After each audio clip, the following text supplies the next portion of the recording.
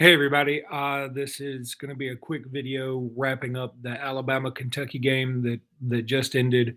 Um, Look, lots to digest here. First of all, kudos to Alabama coming out with such ferocity. They played very, very well at the beginning, shot the ball lights out. Keon Ellis, I've been begging for him to step it up, 28 big points today. So he certainly did that. I thought he had the game of his career at Alabama so far.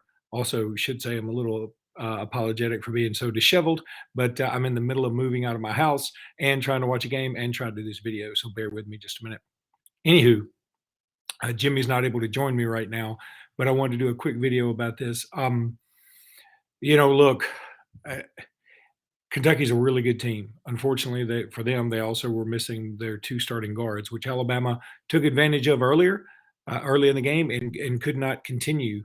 Um, and that's a shame. I really believe this, and that this may fall on deaf ears.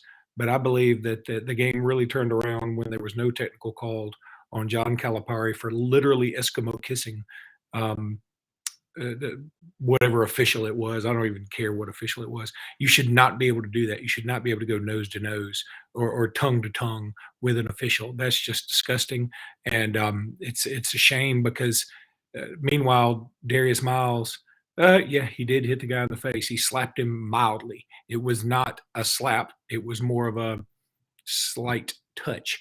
You can't do that. He should be called for that. Just like John Calipari should have been called for that technical. And I feel like the game really took a turn for the worse there. And it also probably dejected the Alabama team a little bit, knowing, hey, look, we're facing an uphill battle here. Their coach can do anything. Meanwhile, it also comes on the heels of Alabama's coach being tossed in the previous game against Mississippi State.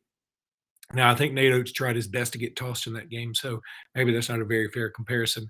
But I think that the SEC homerism and Kentucky favorism was certainly alive and well. Doesn't mean I think Alabama would have won either way, but I do think the game took a turn there. And I think if any other coach in the league, and I'm including Bruce Pearl, I'm including Nate Oates, I'm including Will Wade, anybody, I think if they go nose to nose with an official, they get a technical. And I think that that's something that should be looked at and reviewed. And there's nothing you can do about it now, and no use crying over spilled milk. But I think that that was pretty bad. And I think even Bill Rafferty brought it up. Here's the other thing with Alabama, though, and I don't know if Alabama would have won the game regardless. I don't think necessarily they would have because Kentucky started shooting lights out. But I think Alabama's got to find a way to get everybody playing at least average when other people are paying above average. What I mean by this, Keon Ellis played well above average today, right? Shackelford played pretty well today, 18 big points. JD Davison did not have a good game.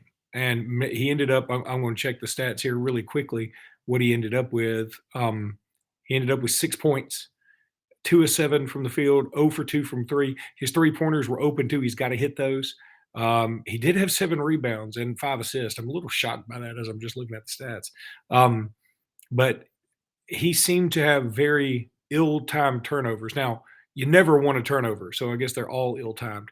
But some of his turnovers were seemed to be more to Kentucky than the average one.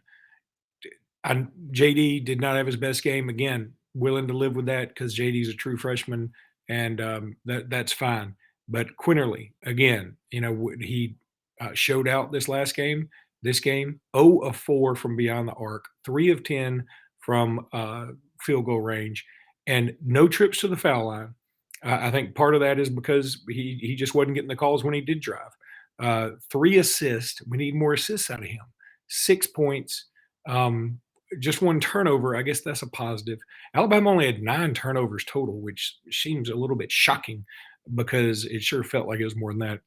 We got to get Charles Bediako to the line more. He was 3 of 3 from the field. And that's great. Awesome. But we need to get him to the free throw line. He did not go one time. Jawan Gary, we're going to need him to be a little bit more active. He was only 1 of 3 from the field for 3 points at the first 3-pointer he took. And then seemed to disappear somewhat. The 0 of 2 from the stripe. Lots to work on here. And look, in the end, Alabama's not supposed to beat Kentucky in Kentucky. I mean, when we do it, it's generally an upset. I mean, as long as I've been alive, it's always been an upset. So let's not pretend like this is a dejecting loss. This is a loss we probably saw coming on the calendar the minute the schedule was released. We got a big game against Vanderbilt coming up Tuesday night. That is a game Alabama needs to win. I don't think they necessarily need to win it to get in the tournament. I think Alabama's pretty solidly in the tournament, but they need to win this game and then come back and beat South Carolina at home. Anyway, look, thanks all you guys so much for signing up for the podcast. I'm sorry I look like warmed up hell right now, but again, moving out of my house, hadn't had a lot of sleep. I got a lot to move, a lot to do, and been pretty busy and trying to sneak in some Alabama basketball at the same time while throwing my remote all over the house because I get angry from time to time. Anyway, thank you guys for subscribing. Thank you guys for watching and listening. We really do appreciate you. Next time, Jimmy will be with me, and this will be a lot better. I just wanted to do a quick video talking about this Kentucky game. Thank you guys so much for watching. Please do subscribe and roll tide, everybody.